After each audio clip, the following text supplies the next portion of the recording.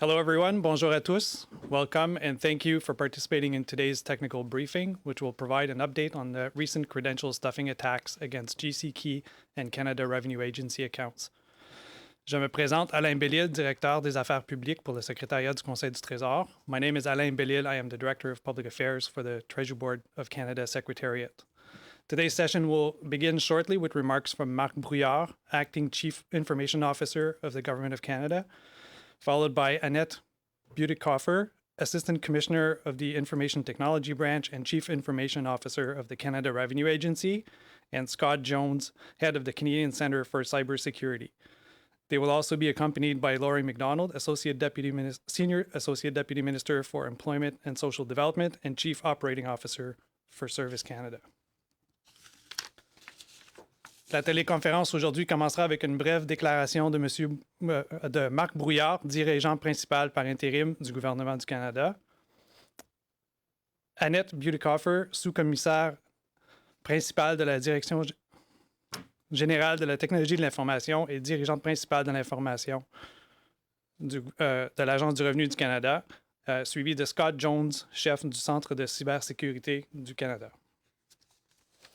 Following the remarks, we will open it up for questions. Suite à la présentation, les porte-paroles invités répondront à vos questions. If you wish to ask questions, please press star 1 on your phone. Si vous désirez poser une question, veuillez appuyer sur étoile 1 sur votre appareil.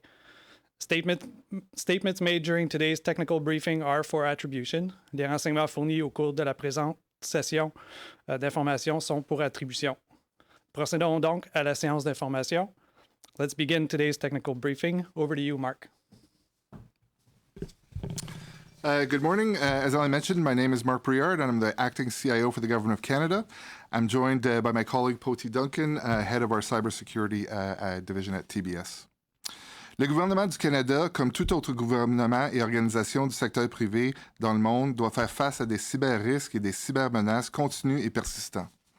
C'est pourquoi le gouvernement a des systèmes rigoureux pour surveiller, détecter et enquêter des menaces éventuelles et les neutraliser dès que possible. Over the course of the last week, the Government of Canada has been taking action to respond to attacks called credential stuffing, mounted on the GCKey services and CRA accounts. These attacks use passwords and usernames collected from previous hacks of accounts worldwide. We hear this advice all the time. Use a different password on every website and change it frequently. Credential stuffing takes advantage of the common weak point, the tendency of many users to reuse their passwords. A typical credential stuffing attack plays out in 3 acts. First, the attacker steals credentials from a website or in some cases acquired previously hacked credentials from the dark web. It's not uncommon for millions of records to be taken in a single breach. The attacker then uses a botnet to check masses of credentials against multiple accounts. A botnet refers to a group of devices which has been infected by malware and have come under the control of a malicious actor. These bots hammer websites with various combinations of user IDs and passwords over and over until they hit the right combination and get in. Lastly, upon the successful login, the attacker can take over these accounts and steal personal information or execute activities as that user. Hackers will not restrict themselves to government systems. They will try these same credentials across banking, e-commerce, and even social media systems to try to gain access. For the GCKey service, which is used by approximately 30 federal departments and allows Canadians to access services like Employment and Social Development Canada's My Service Canada account, by using previously hacked usernames and passwords, the bad actors were able to fraudulently acquire approximately 9,000 of the roughly 12 million active GC accounts, a third of which were access such services and are being further examined for suspicious activities. The GC has worked around the clock to reduce the threat to Canadians. Affected GCKey accounts were cancelled as soon as the threat was discovered, and departments are contacting users whose credentials were compromised to provide instructions on how to receive a new GCKey. After putting various security mitigation measures in place, the credential stuffing attack on GCKey has ceased. I'd like to recognize the work of Shared Services Canada, the Canadian Centre for Cybersecurity, the cyber team at TBS, and all of the departments who worked on identifying and mitigating these attacks. Because of their work and because of the systems that we have in place, we were able to detect these attacks early on and have largely been able to mitigate the impact to Canadians, with the goal of restoring their full access to government systems as soon as possible. It's important to note that the GCKey service itself was not compromised, and there is no indication of compromise from our internal government services. The government continues to remain vigilant and continues to closely monitor the GCKey service to ensure that any further threats are mitigated as soon as they are discovered. L'incident qui a touché le service de clé GC a été rapporté à la GRC pour être enquêté. Le gouvernement prend aussi la protection de la vie privée très sérieuse. Par conséquent, bien que les noms d'utilisateurs et les mots de passe ne contenaient pas de renseignements personnels en soi, le gouvernement a informé le commissariat à la protection de la vie privée et travaillera étroitement avec lui pour appuyer les ministres touchés par cette attaque. Similarly, CRA's Credential system, which is separate from GCKey, was also impacted by these credential stuffing attacks. The bad actors were able to use the previously hacked credentials to access the CRA portal. They were also able to exploit a vulnerability in the configuration of security software solutions, which allowed them to bypass the CRA security questions and gain access to a user's CRA account. This vulnerability was patched, and the risk of this attack vector has been mitigated. Early on Saturday morning, the CRA portal was directly targeted with a large amount of traffic using a botnet to attempt to attack the services through credential stuffing. Out of an abundance of caution, the CRA portal was shut down to contain the attack and implement measures to protect CRA services. Environ 3300 comptes de l'agence ont été visés dans le cadre de cette attaque contre le service, les services clés GC, et environ 2200 autres comptes de l'agence ont fait l'objet d'une attaque de bourrage de justification directement. L'accès aux comptes touchés a été suspendu afin de préserver la sécurité des renseignements des contribuables. L'agence contacte tous les détenteurs de comptes touchés et elle travaillera avec eux pour établir leur accès au service, mon dossier de l'agence. Ma collègue Annette fournira plus de détails à ce sujet.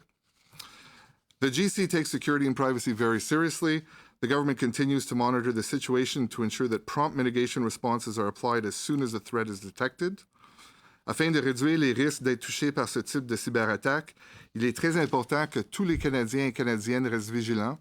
Leur meilleure façon de se protéger, c'est de toujours utiliser un mot de passe unique pour chaque compte en ligne, chaque site web et chaque système.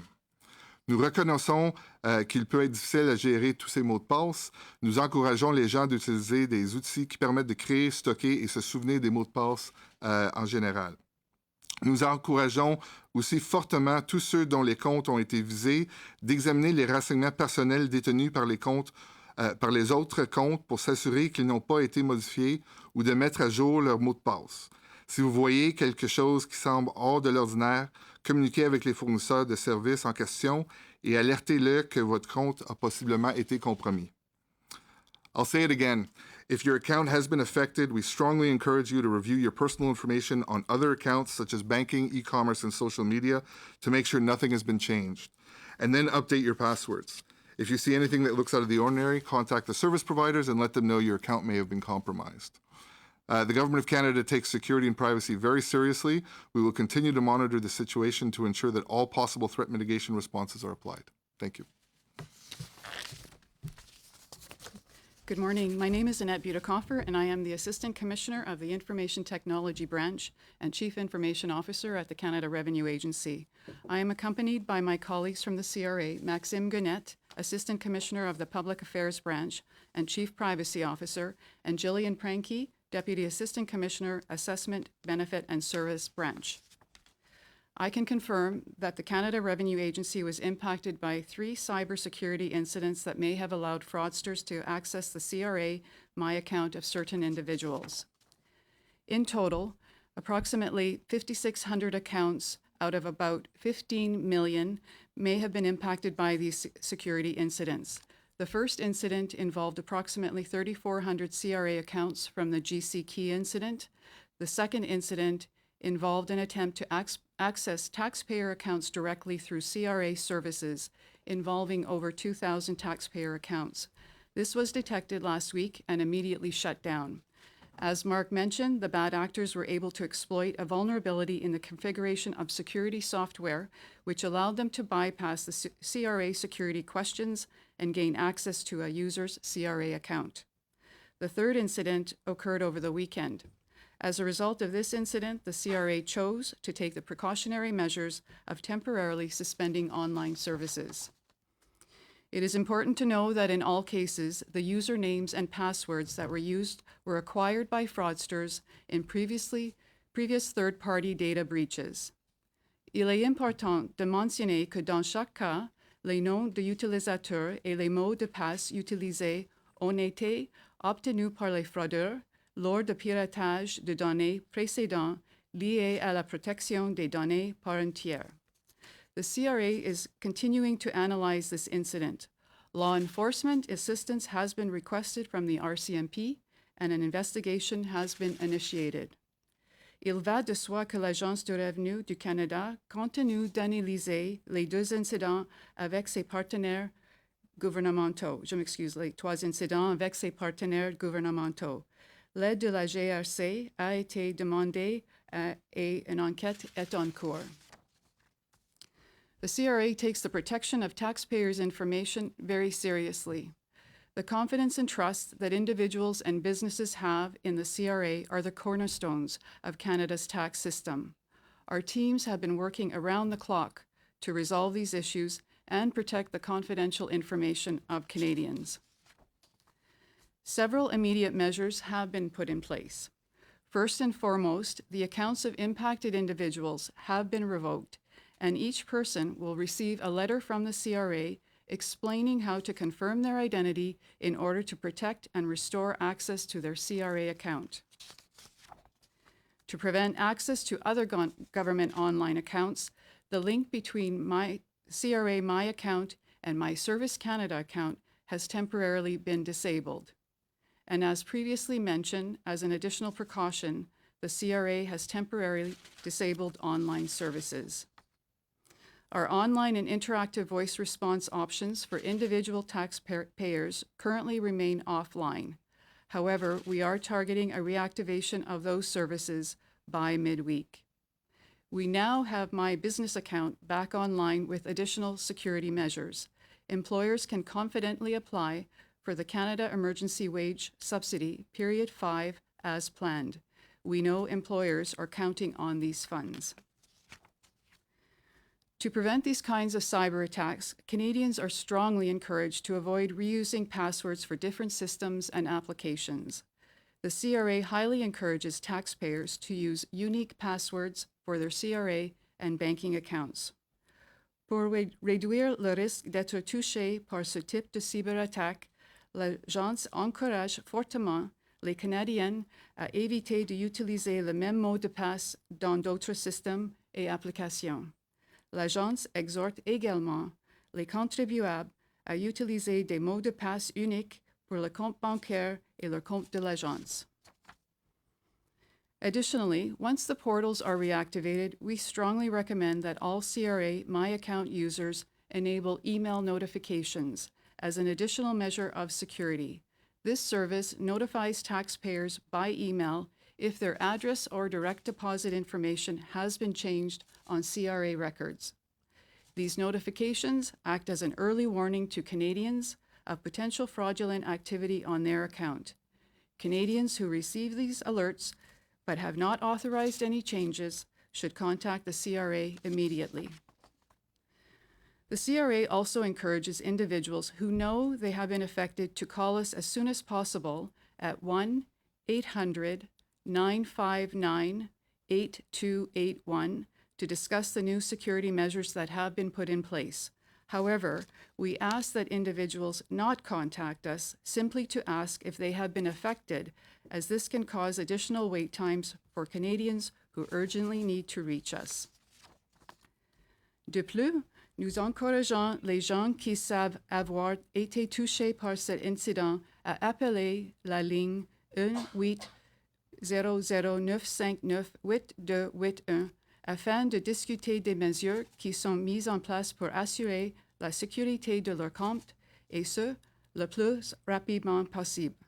Toutefois, nous demandons aux personnes de ne pas nous contacter simplement pour demander si elles ont été touchées par cet incident, car cela peut entraîner des temps d'attente supplémentaires pour les Canadiens qui ont un besoin urgent de nous joindre. The CRA also offers an optional additional security measure which will allow taxpayers to set a unique personal identification number or PIN for their account in order to identify themselves quickly and securely when calling the CRA. And finally, the CRA reminds all Canadians to monitor their My Account for any unsolicited changes or suspicious activity. Et finalement, l'Agence rappelle à tous les Canadiens de surveiller leur compte de Mon Dossier pour tout changement non sollicité ou toute activité suspecte. While our online services are not available, Canadians can still apply for benefits like the Canada Emergency Student Benefit or the Canada Emergency Response Benefit with the help of one of our agents by calling 1-800-959-8281. Canadians can apply for these benefits retroactively, and the CRA will continue to accept applications for either benefit in September. Bien que nos services en ligne ne soient pas disponibles, les Canadiens peuvent tout de même faire leur demande à la prestation canadienne d'urgence pour les étudiants ou à la prestation canadienne d'urgence avec l'aide de l'un de nos agents en composant le 1-800-959-8281. As my colleagues have mentioned, the Government of Canada, like every other government and private sector organization in the world, faces ongoing and persistent cyber threats such as these. However, the CRA has systems and tools in place to detect and monitor and investigate potential threats, in addition to having put in place measures to mitigate threats when they occur. Thank you. Merci. Good morning. I'm Scott Jones, head of the Canadian Centre for Cybersecurity, which is part of the Communications Security Establishment. Le Centre pour la cybersécurité est l'autorité du gouvernement du Canada en matière de cybersécurité et constitue une source unifiée de conseils et d'avis d'experts, de services et de soutien visant les enjeux opérationnels liés à ce domaine. Nous travaillons en collaboration avec nos partenaires du gouvernement du Canada et les responsables de la sécurité de chaque ministère pour protéger l'information et les infrastructures les plus sensibles du Canada. Nous ne faisons généralement pas de commentaires sur des incidents de cybersécurité en particulier et nous ne confirmons pas les détails. But we issued a statement over the weekend confirming that we are working with our partners at the Treasury Board Secretariat of Canada's CIO, Shared Services Canada, and other departments on the Credential stuffing attack. The credentials used in the attack came from previous non-Government of Canada data breaches. They were effective because Canadians reused old passwords on Government of Canada systems. My colleagues have already mentioned this, but it is important enough that I'm saying it again. The accounts that use unique, strong passwords remain secure. We continue to work with our partners to ensure that the government has robust systems and tools in place to monitor, detect, and investigate potential threats and to neutralize threats when they occur. The Cyber Centre strongly recommends that any Canadians affected by this incident or in any other instance where their usernames and passwords have been compromised update their passwords immediately. Do not reuse them, especially when those credentials are protecting personal, financial, or otherwise sensitive information. This will help ensure that other accounts outside of the Government of Canada are not vulnerable to the same kind of credential stuffing attack. In particular, Canadians can protect themselves from a wide range of cyber threats by taking a few key actions. First, accept updates to your software and devices. These updates often include important security patches. Second, practice good password etiquette. Use strong and unique passphrases or passwords. Third, use multi-factor authentication whenever this option is available. Fourth, be on guard for phishing and spear phishing messages. And fifth, store your data securely and make sure you know where your backups are. We've often said that cybersecurity requires a team, and with these 5 steps, all Canadians can be part of Team Cyber. And these 5 steps can help Canadians significantly offset the risks of their information being compromised by any threat actor on any site. If you need help with any of these steps, please visit the Cyber Centre's website or our Get Cyber Safe website at getcybersafe.gc.ca. Finally, since the investigation into this incident is ongoing, CSE and the Cyber Centre can't comment further on the perpetrator. Canadians should be reassured that CSE and its Canadian Centre for Cybersecurity continue to work to keep Canada and Canadians safe. And again, Canadians can stay informed by visiting getcybersafe.gc.ca or cyber.gc.ca for more information on how to stay cyber secure. Thank you.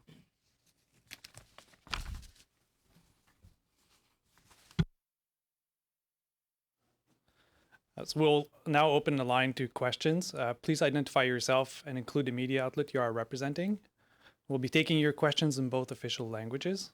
We ask that you limit yourself to one question and only one follow-up, and if we have time, we'll come back for a second round if needed.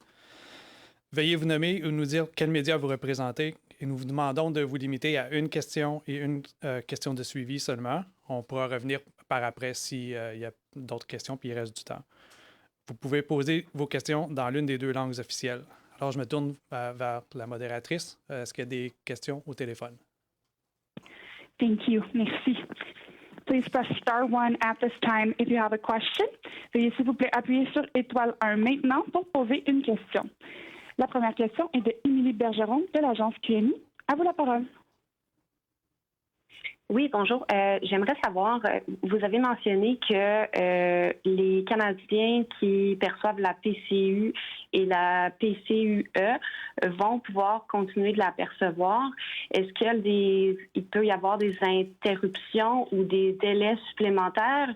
Si j'ai bien compris, c'est seulement au téléphone que ces personnes-là peuvent continuer de faire leur demande. C'est bien cela? Merci, c'est Annette.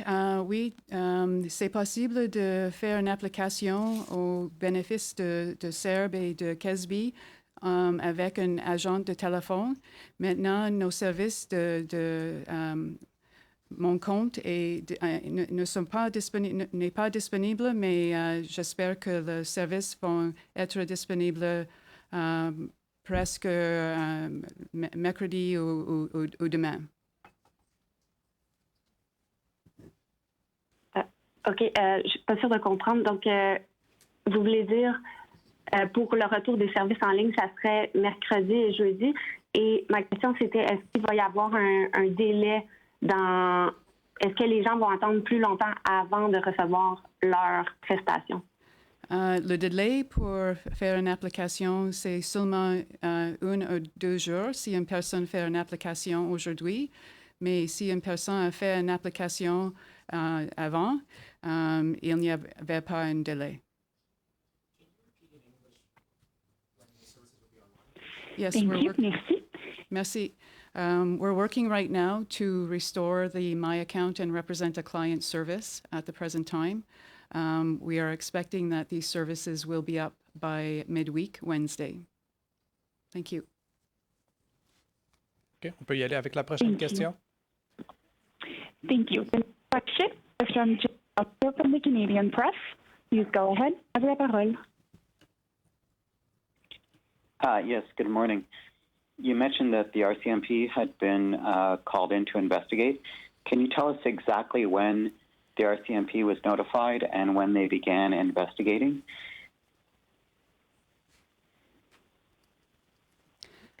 From a CRA point of view, we engaged the RCMP on Tuesday, August the 11th, and we have been working closely with them since that time.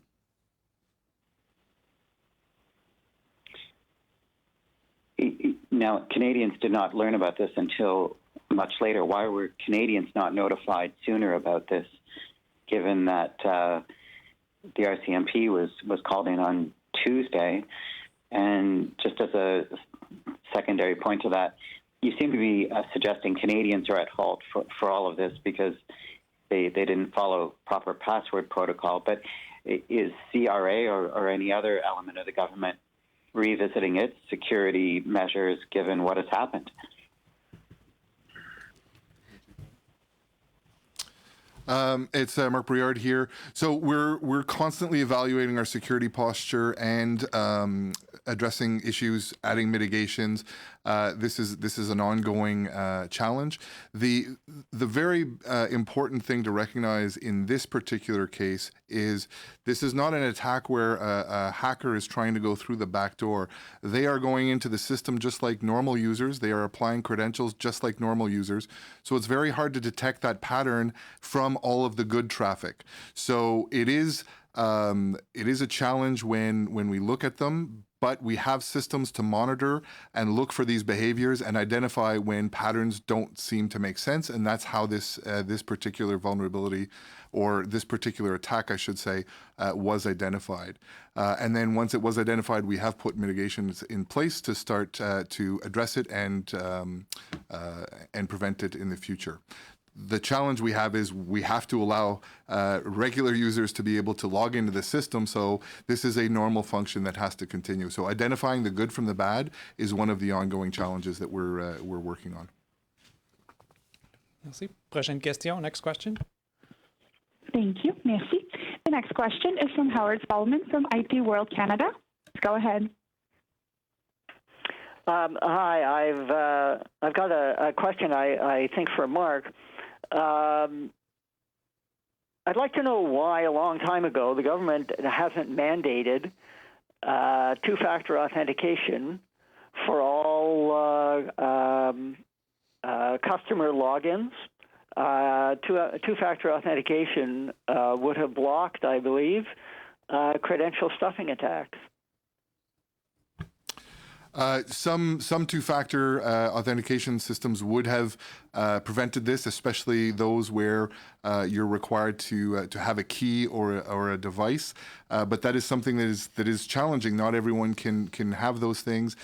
We also have to worry about making our systems accessible and easy to use. So it is a balancing act. We are looking at different technologies. As Scott mentioned, where multi-factor is available, we are encouraging it, and we're looking at ways of strengthening our systems to be able to address these issues.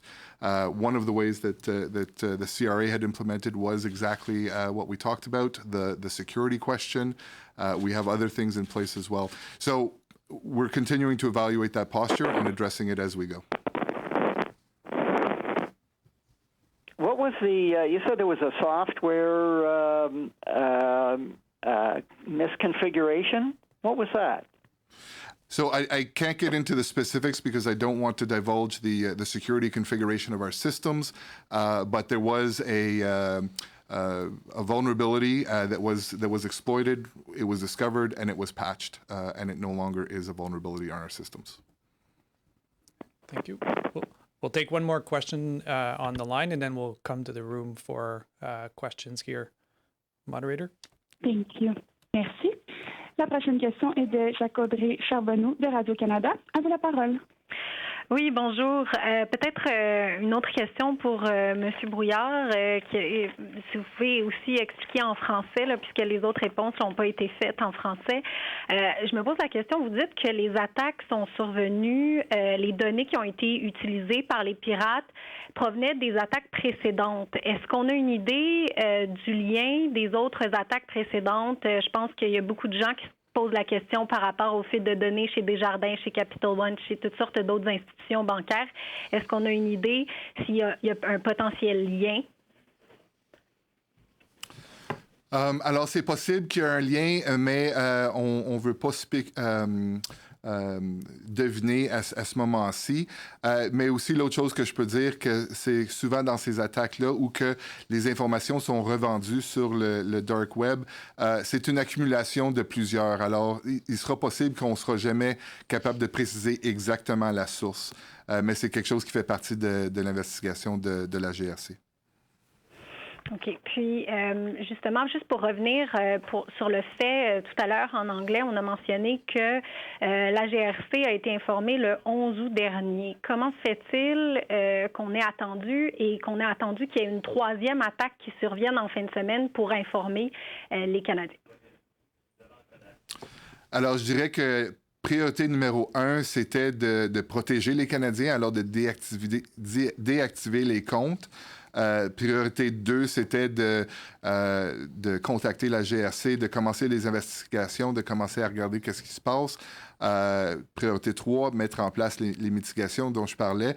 Et évidemment, il fallait avoir un processus de notification et de renouvellement des comptes chez les utilisateurs. Alors, il y avait des discussions à faire, de la préparation. Et ça a pris quelques jours pour effectuer ça. Mais ce qui était le plus important, vraiment, c'était une fois que l'accès était découvert, que ces comptes-là étaient bloqués.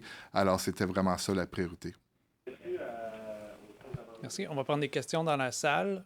We'll start on the far side, please. Oui, bonjour. Lina Dib, la presse canadienne. Peut-être continuer sur cette question-là.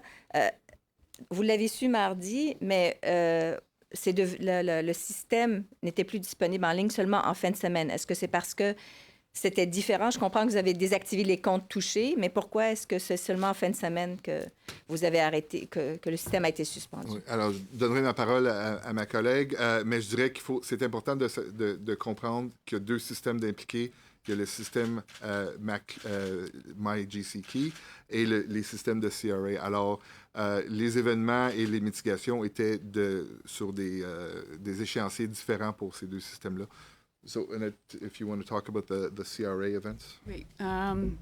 Avec la vulnérabilité, nous avons déterminé un problème potentiel le 7 août.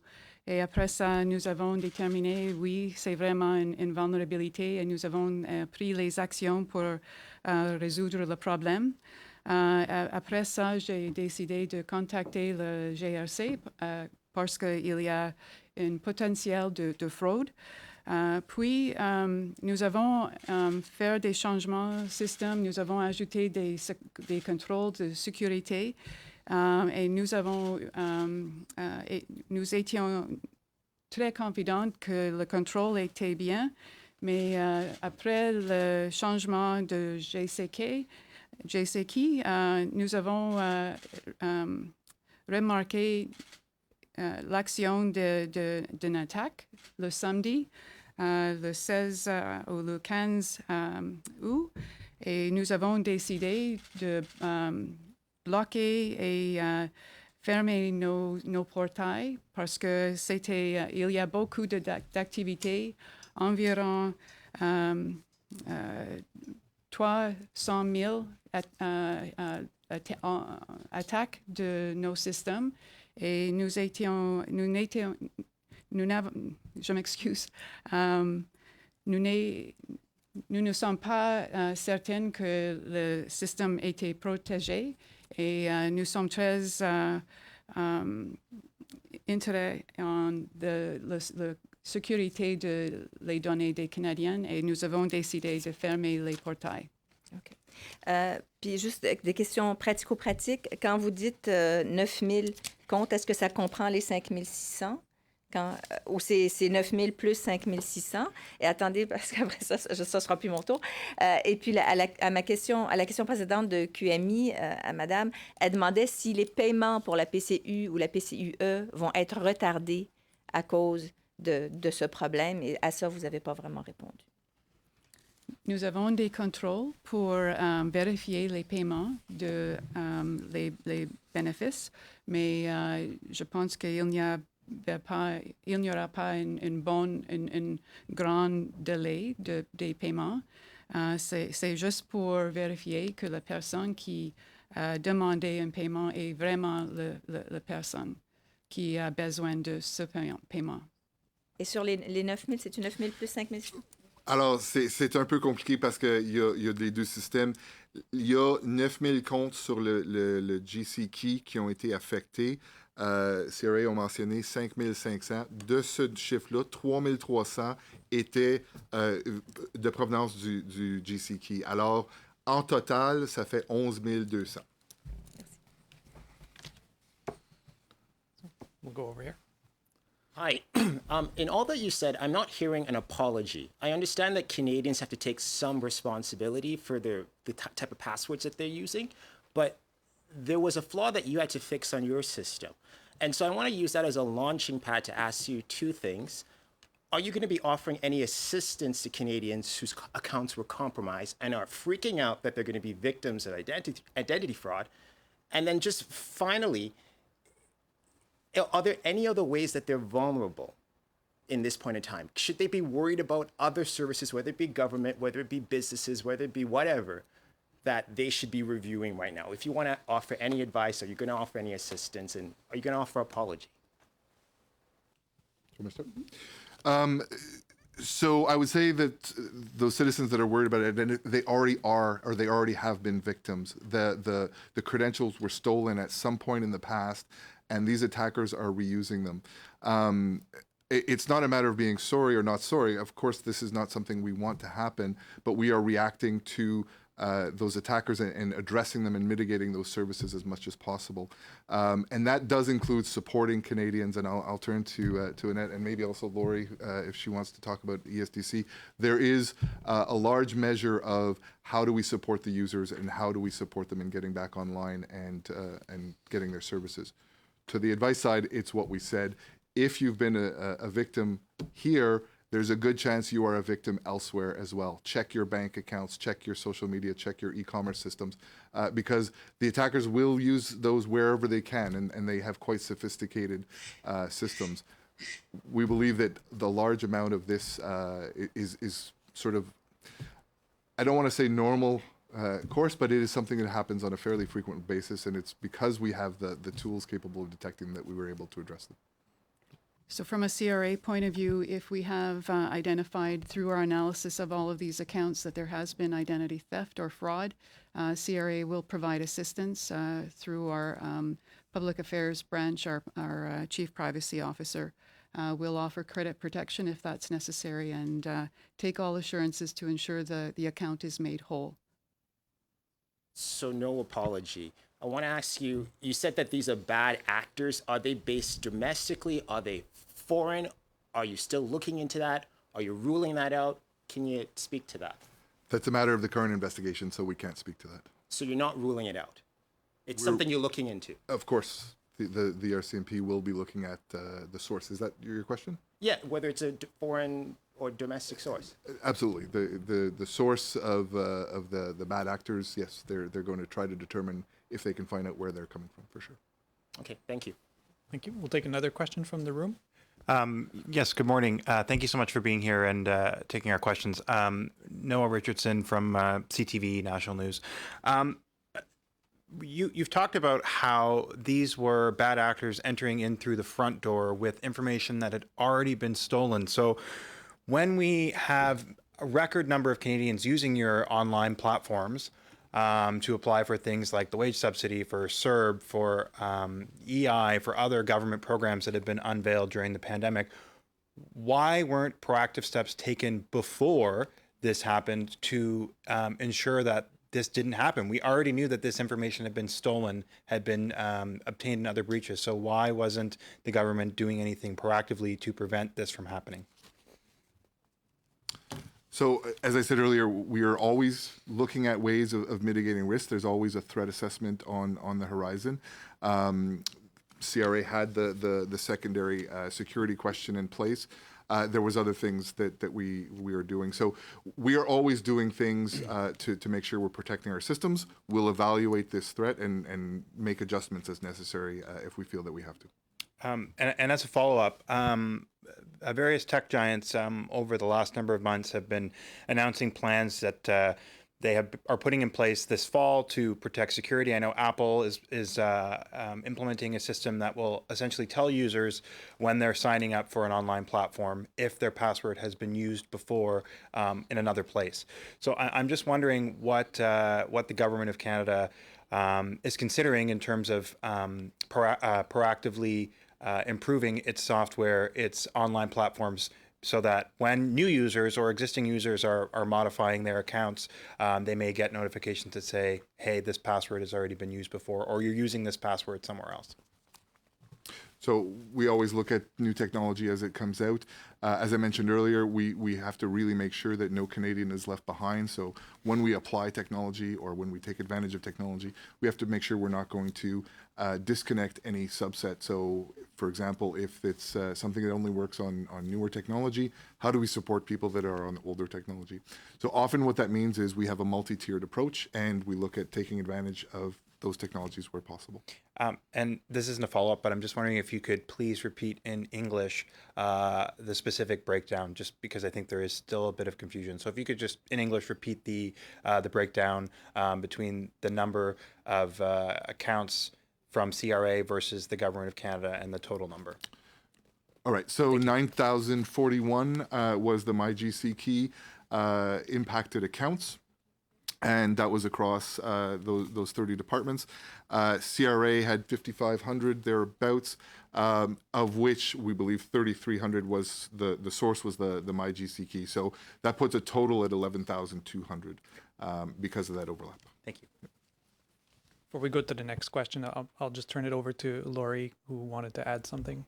Thanks very much. Lori MacDonald, Senior Associate Deputy Minister, ESDC, and Chief Operating Officer for Service Canada. I just wanted to reflect on a couple of previous questions and just to start off by saying that certainly we apologize for any inconvenience on behalf of the Government of Canada that caused to any of our clients, whether that's in CRA or ESDC or Service Canada, in terms of what's happened here over the past several days in terms of the attack.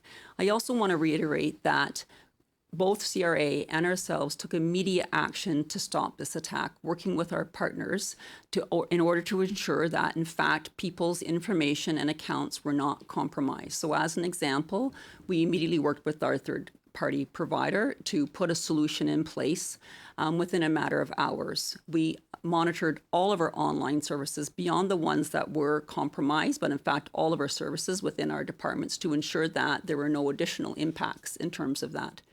We had our third-party provider disable the accounts that were, in fact, compromised. And then within the department, we also disabled those accounts. We then immediately set up a communication plan with our clients. So as an example, we sent emails to every EI client that was compromised in terms of their account to notify them. We set up a special 1-800 number for people to call us immediately. We kept our call centers open this weekend and in the evenings to ensure people had access to us, also that we could get our clients back online with their accounts authenticated so that they could actually continue with their business. So we continue to work closely with our cybersecurity colleagues, with our Treasury Board colleagues and our CRA colleagues to ensure that people can access services that they need. Thanks, Lori. So we'll go back to the phone line. If there are any other questions, moderator. Thank you. Merci. Once again, please press star 1 at this time if you have a question. De nouveau, n'hésitez pas à appuyer sur étoile 1 maintenant pour poser une question. There will be a brief pause while participants register for questions. Il y aura un court délai vous permettant de vous enregistrer dans la file d'attente pour les questions. And we do have a question from Howard Solomon from IT World Canada. Please go ahead. My question is, do these attacks not demonstrate that there was a total failure of the systems that the government had set up to protect the accounts of Canadians? So I would argue no, quite the opposite. The system worked. We were able to identify these fraudulent transactions coming in through some pretty sophisticated analytics against the systems that detected behaviors. Because again, as I mentioned earlier, this is still from a pure system perspective, a user logging into the system, or at least trying to log into the system, and our tools were able to detect those patterns that were suspicious and identify that they were in fact not valid, and that's when we took those measures as Lori described. It's important to know that when we're looking at these systems and making sure that we're watching them, we're not affecting users who are actually valid users at the same time. So it is always a very complicated exercise to analyze that traffic and make sure we're detecting true malicious intent versus just people forgetting their passwords. So I would argue that system worked, and then once that those accounts were identified as being potentially compromised, that's when the system sort of jumped into action and did all the things that we talked about: disabled accounts, implemented measures, contacted the RCMP, the Office of the Privacy Commissioner, as well as communicating back to the users and to Canadians as a whole. Yeah, but you detected, but there were thousands of accounts compromised. So not to minimize it, but 9,000 or 11,000 out of 12 million. This was still a pretty sophisticated capacity to identify those accounts. We have thousands of transactions every day on these systems, so it is a high volume system. Okay. Prochaine question. Thank you. Merci. The next question is from Murad Hamadi from The Logic. Please go ahead. Your line is open. Hi. Murad Hamadi at The Logic. So you detected that you had this problem. You've suspended online services. You've talked about restoring them on Wednesday. If sort of the vector of this attack is on the login end, what difference does it make to suspend accounts? Can't they just restart this on Wednesday? So I'll let Annette talk about the CRA, but the services for the MyGC, which has already been implemented and was not suspended, has implemented a tool called a CAPTCHA, which is the capability to identify that someone is actually a human and not a robot that is trying to access the service. I'm getting a don't call it CAPTCHA, so sorry, don't quote me on the CAPTCHA piece, but it is similar technology to that, where you may see that when you try to log in, you're presented with a picture or text or sound, something that is easy for a human to understand, but not a robot. So that's the type of technology we're implementing. Annette, do you want to talk about the restoration for CRA? Right. So we are also implementing additional controls, and we expect to have those in place by Wednesday. Once those controls are in place, we believe that the services will be secured, and we will be restoring the My Account and Represent a Client service. Thank you. Okay. Prochaine question sur la ligne. Next question. Thank you. La prochaine question est de Jacques-Audrey Charbonneau de Radio-Canada. À vous la parole. Oui, bonjour. D'abord, juste une précision. Tout à l'heure, je crois que Madame a mentionné que pour My Business et pour les demandes de subventions salariales, c'était déjà rétabli. Est-ce que c'est bien le cas? Oui, c'est vrai. OK, parfait. Oui. Également, pour ce qui est il y a beaucoup d'experts qui disent que pour ce qui est des comptes qui ont été compromis au niveau de l'Agence du revenu du Canada, c'est très clair qu'il y a une volonté de vol d'identité et par la suite de réclamer la PCU. Est-ce que vous avez déjà une idée de l'impact ou à quel point il y a eu des demandes frauduleuses de la PCU, puis à quel point justement le contrôle entre les demandes fausses et les demandes des gens qui sont réellement dans le besoin ont eu un impact là, actuellement? Nous sommes en train de d'établir un processus de vérifier les demandes pour s'assurer que les personnes qui ont fait une application est la vraie personne. Nous avons beaucoup de contrôle dans notre processus de l'agence et aussi dans les contrôles sécuritaires dans nos infrastructures. Et je suis confiante avec les changements. Nous sommes prêts de commencer avec les services mercredi cette semaine. Mais est-ce que vous avez noté une augmentation des fraudes? Parce qu'on sait qu'il y en a eu quand même pas mal là, des fraudes liées à la PCU.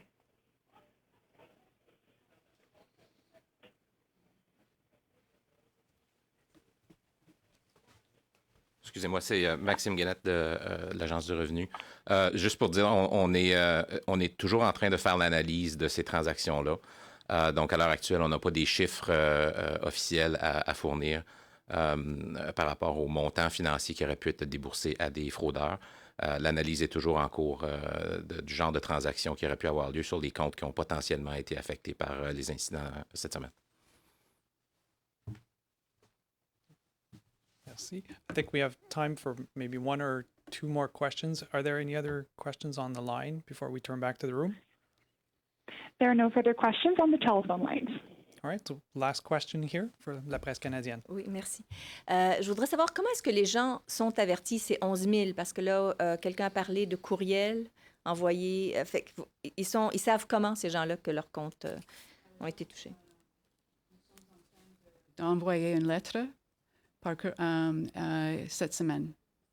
Oui, non, ça, j'avais déjà entendu ça en fin de semaine, mais là, j'ai entendu qu'il y a un courriel qui est envoyé pour certaines de ces 11 000 personnes. Alors, c'est différent pour les différents systèmes. Laura, do you want to talk about what you guys have done? Merci pour la question.